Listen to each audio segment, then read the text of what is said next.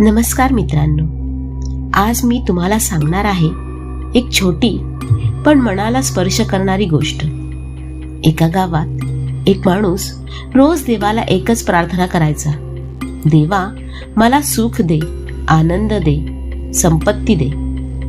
एके दिवशी देव त्याच्या स्वप्नात आला आणि म्हणाला, मी तुला तुझ्या आयुष्यातलं सर्वात मोठं सुख आधीच दिले, फक्त तू ते ओळखत नाहीस. सकाळी उठल्यावर त्याने विचार केला, मला काय मिळालंय? आणि अचानक त्याच्या डोळ्यासमोर आईचं हसू, मुलांचं प्रेम, पत्नीचा आधार, मित्रांची साथ सगळं दिसलं. त्याला समजलं, सुख मिळवायचं नसतं, ते ओळखायचं असतं. आपल्याकडे जे आहे तेच सर्वात मोठा आशीर्वाद असतं. मित्रांनो, गोष्ट आवडली असेल तर लाईक करा आणि पुढची गोष्ट ऐकण्यासाठी सबस्क्राईब करा. धन्यवाद.